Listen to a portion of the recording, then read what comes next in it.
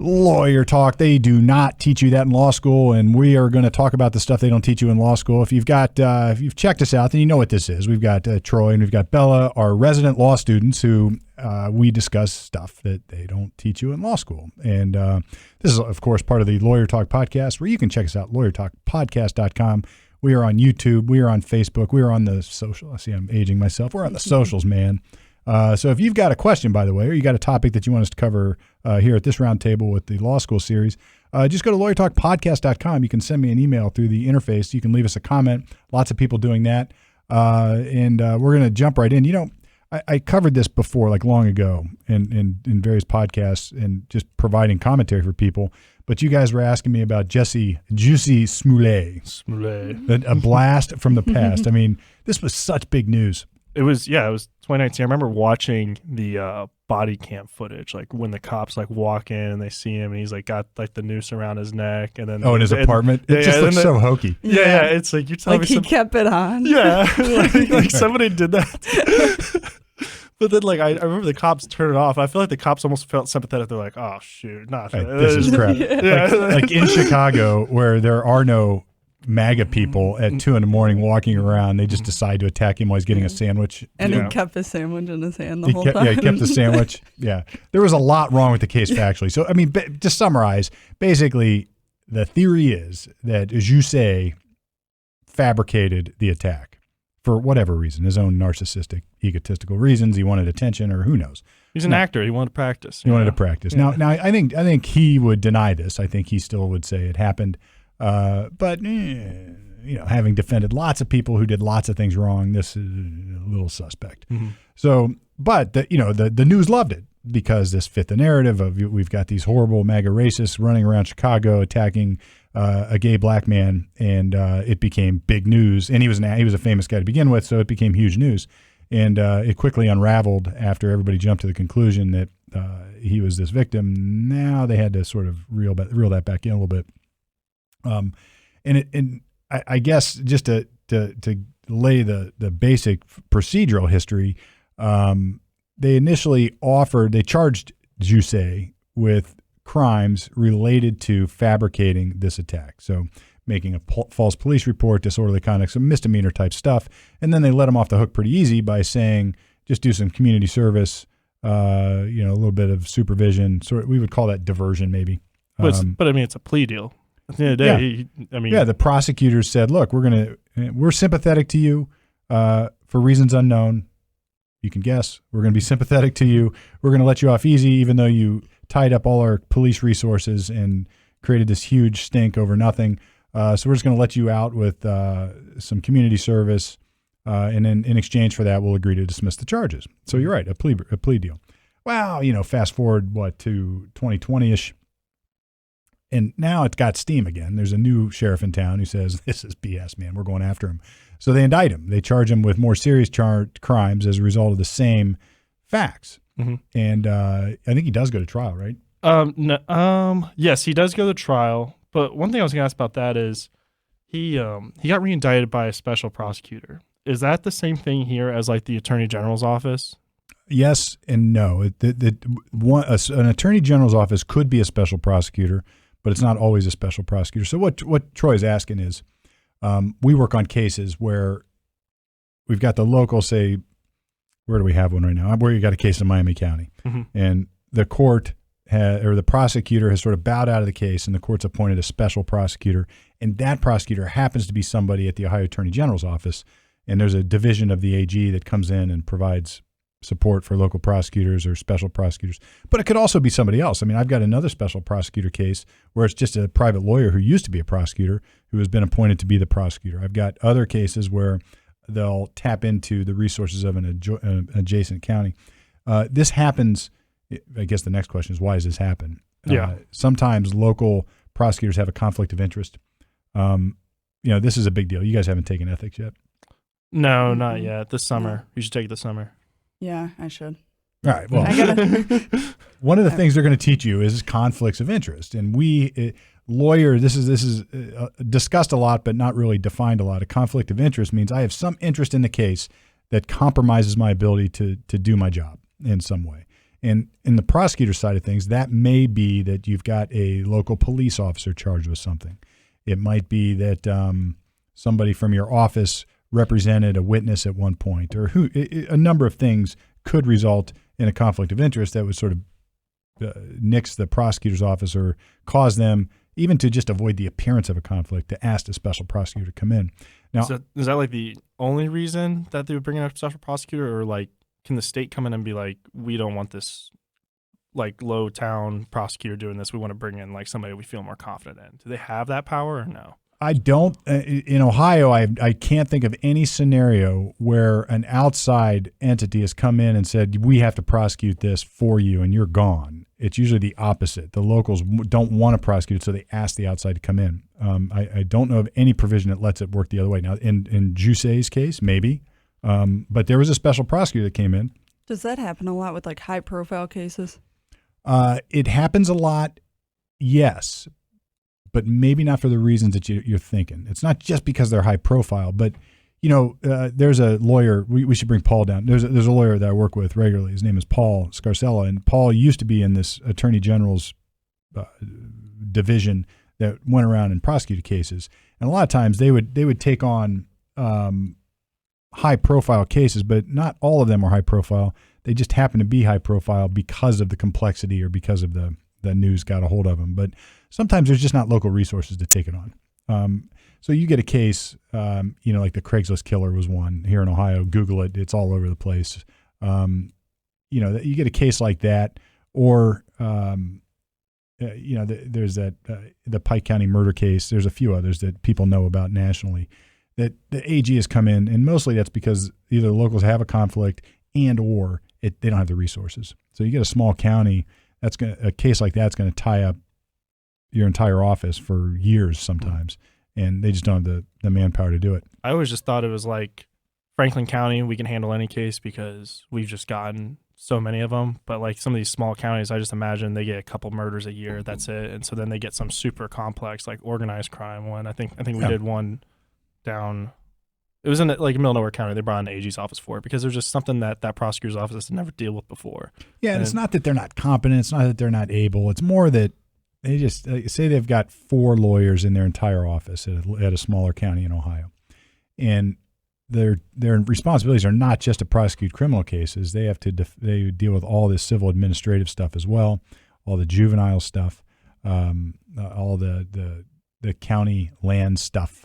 There's a lot going on. They don't have the manpower to do it. So if you got 2 prosecutors tied up on a case, you're not going to be able to handle anything else. Mm-hmm. So everything just gets behind. So it's not just that they haven't done it and they're not capable.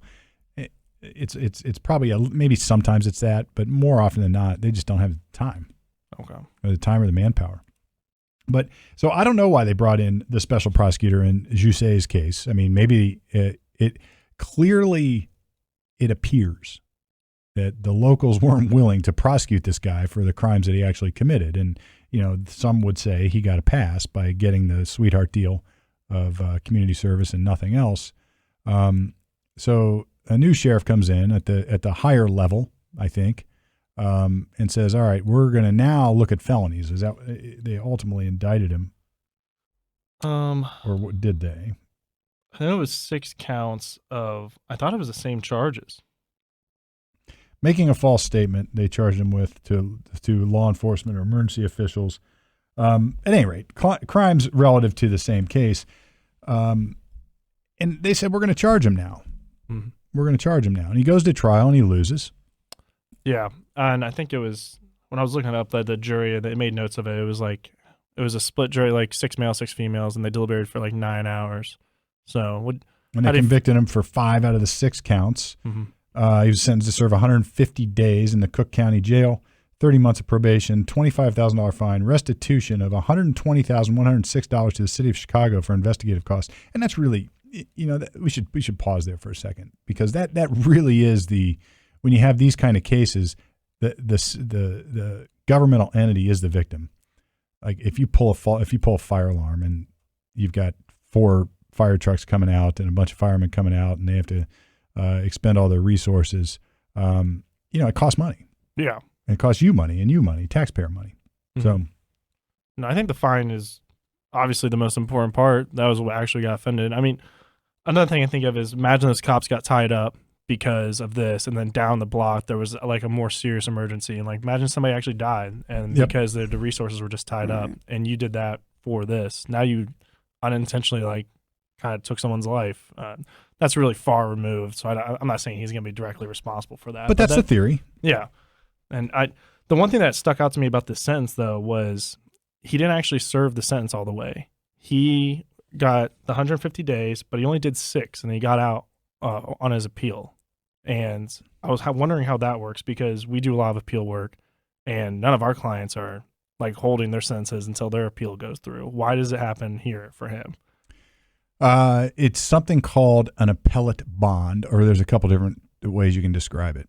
So Jussie gets convicted, and he says, I'm going to appeal my sentence, or I'm going to appeal my conviction, rather. He asks the trial court, the judge at trial, Judge, I'm going to file a notice of appeal, and I'm going to challenge this because this is a bunch of BS. And I'm going to argue that I shouldn't have been prosecuted. I'm going to argue that the trial was unfair, whatever it would be.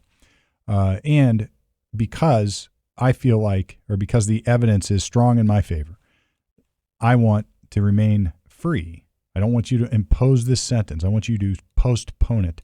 In law, we use the word stay, meaning postpone this sentence until we work out the appeal issues. And sometimes the judges say, okay, done. I'll postpone it. But then we have to address bond, your conditions of bond. So I've been, if the judge has said your sentence is 150 days in jail, or asking you to postpone it, the judge is going to say, yeah, but you're still a flight risk. You've been convicted of a crime. You've got whatever was going on before is, it's even worse now because you've been convicted. Yeah. So I am going to impose a bond. I'm going to make you pay some sort of surety in exchange for your freedom while we work out the appellate issues.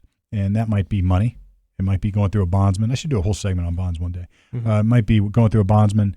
Sometimes people bring their property deeds into the court and say, I hereby put up my land so I can be free while we figure this out.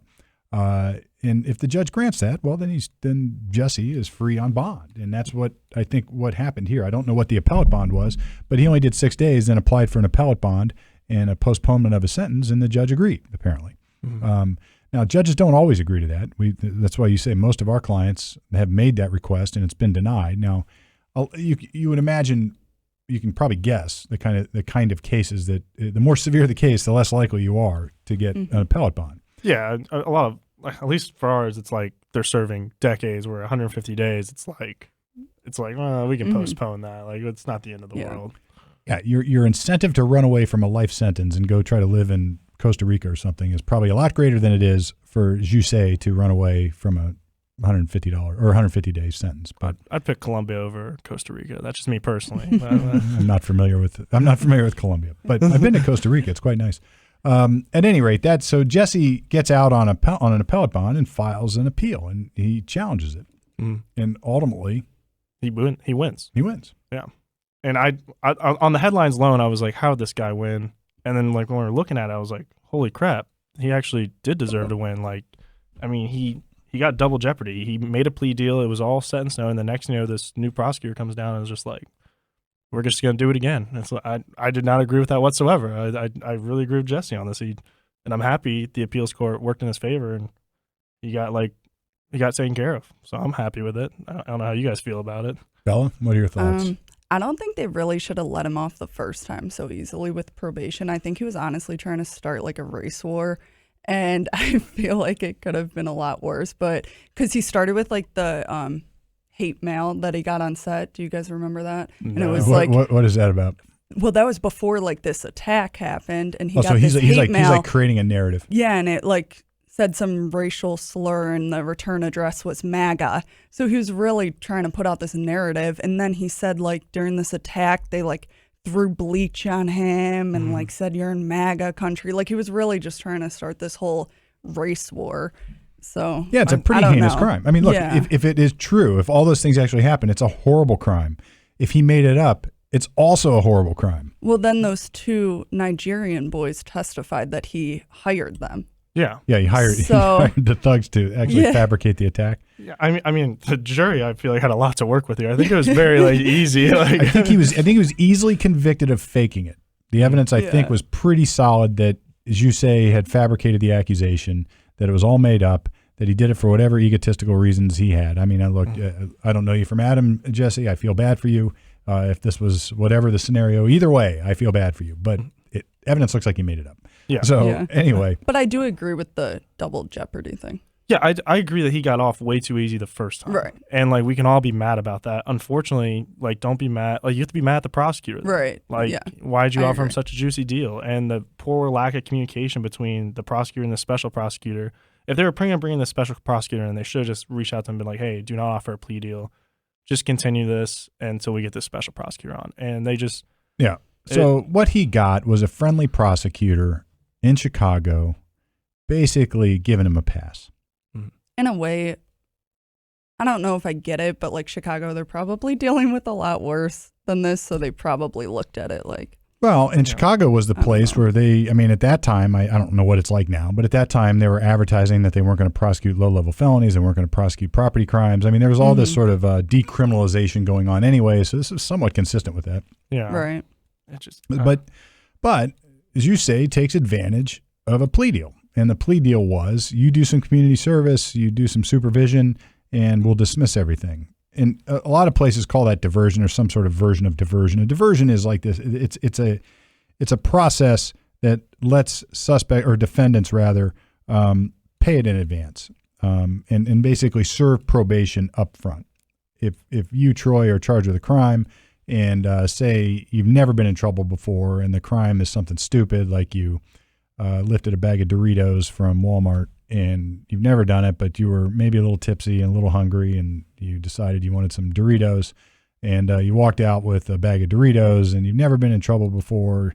Prosecutors have programs called Diversion here in Ohio where they don't want to ruin your life with a theft offense because of that. They're going to let you atone for it in advance. And sometimes the atonement is things like community service, apology letters, any restitution that should be made, so you have to pay for the Doritos, and a period of supervision, typically about a year. You do about a year of supervision, you don't get in trouble, you come back in, and your diversion officer, probation officer, says, all right, you hereby are absolved, go forth and prosper, your case is dismissed or never will be charged. And that's what happened here, I think, to Jussie. Some version of that happened here. But I think there was a little bit of outrage as a result of that, thinking he got maybe a little unfair treatment. They bring in the new sheriff or the new prosecutor who says, nonsense, I'm going after him, and they convict him. So the issue on appeal was, should Jussie's double jeopardy rights have attached at the time of his initial deal with the friendly prosecutor such that that prevented any other prosecutions going forward? I would say yes. I think so. You can maybe look to charge him on other stuff. Maybe. I mean, is there fraud or something like that? I don't know. You know, you're in the right ballpark on all the standards.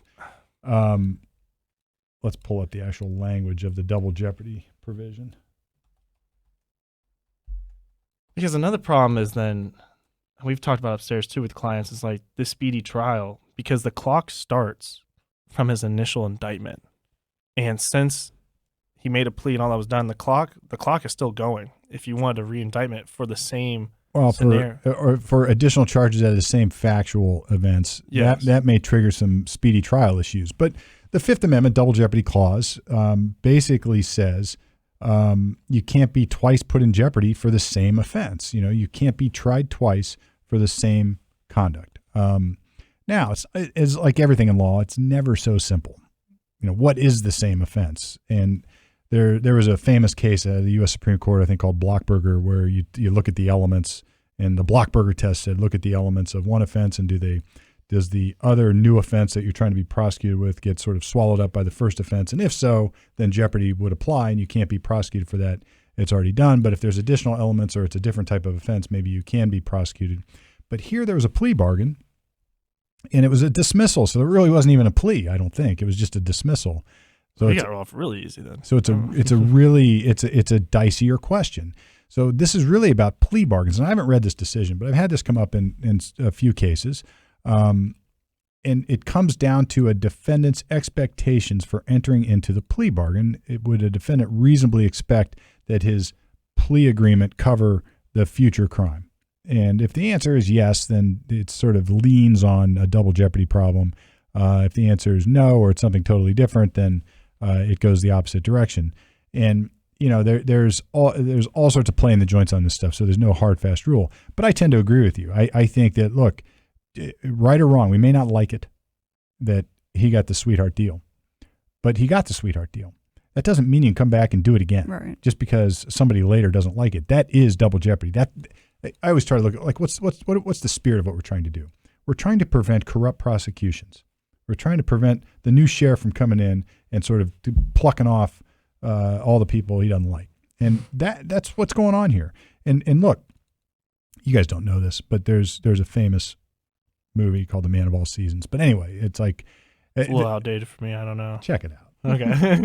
At any rate, there's dialogue in there, and I won't go into the gory details, but basically there's a dialogue that says we're going to get him. We'll do whatever we have to get him.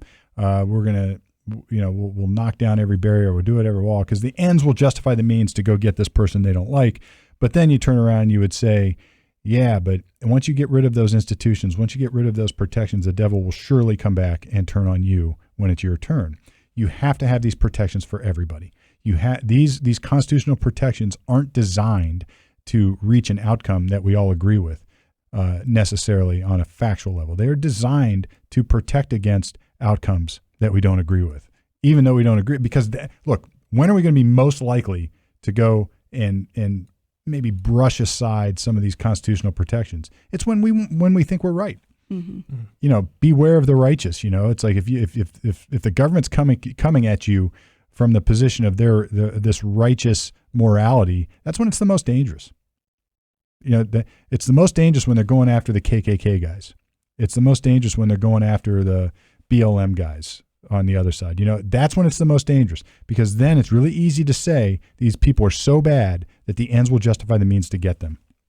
And that's where, my philosophy of law is that we have these protections for everybody. And people often ask me, would you represent these horrible, rotten people? And it's like, yeah, absolutely. I would do it. I've been involved in cases where I am absolutely floored by what my client did, but I still do it because we are here to protect those things, not necessarily, our job is to protect our client. But if you're looking for a bigger justification, it's there to protect us, because if it's not there to protect this guy, it surely is not going to be there when we're in that position. And I urge everybody to consider that. Kick that around for a while, because they're not teaching that in law school, I don't think, anyway. No. I think most of the people in law school, that if you're in criminal defense, they're like, I don't think I could do that. They're like, oh my God, those people are like terrible. And it's like, I don't think you're really here for the right reason then. I don't know. Everybody deserves a fair shake. So. Yeah, but I disagree with those people who have that opinion, but I respect their right to have that opinion, and at least they recognize it. So they're not going to do this job because they couldn't do this job. I mean, I've had clients. In fact, one parent of a client said, "Look, I was a little bit, I don't want to say pissed, but I was like, damn it. It was a guy I'd helped, or I'd helped a family member of this gentleman. And there was a big case that was going on in Columbus. And the guys that I'm talking about had an in with that case. And the defendant in that case asked this person for a referral. And the guy called me and said, "Look, I didn't give him your name because I didn't want you to have to help that guy. I don't. He's guilty." And I'm like, "Well, dude, that's what I do. It's like, I mean, don't hold back, please. I represent guilty people, and if I didn't, I'd be broke. And it's not just about. People ask all the time, how do you do this job? How do you represent these horrible, rotten people? And when I do a voir dire, when I ask jurors questions, sometimes I ask that, like, what do you think the number one question criminal defense lawyers get? And sometimes you get somebody say, "Can you get me off?" And I'd be, so can you get me out of my trouble? But you eventually get to this where the question is, how do you represent those horrible, no good, rotten people like Jussie Smollett or Terrio, the guy from the Proud Boys, or how would you represent those awful, horrible people? How can you do it? And you know what my response is? Someone has to. Someone has to. Got to make money. Got to make money. Good response, because we do have to make money. But everybody deserves a fair shake. Everybody deserves a fair shake. Yeah. What else? I like to hold the state accountable. Here's how I look at this. Those are the easy ones. Okay. What if this guy over here is not guilty? Like then what? Like, how can you possibly represent somebody who's innocent in a case that can put that person in prison for the rest of their lives? Think about that for a minute. Like, think of the gravity of that. So if you've got a guilty client, are you going to lose more sleep over that person than an innocent client? Now, I'm talking facts. Now, look, if you're going to do my job, or you're going to do this job that you guys are interested in, you better have some thick skin on this stuff. But the path through it, the moral path through it, is understanding that we all get the same protections. And we have cases, not causes. And we have people, not causes. So when you have somebody who is innocent, think about waking up for day one of the jury trial and thinking to yourself, man, if I lose this case, this guy's going to prison for the rest of his life. And I think he's wrongfully accused. But the government thinks he did it. The police think he did it. The social workers think he did it. The judge thinks he did it. And here I am. I just don't. And, Troy, you've maybe been around for a couple of those now.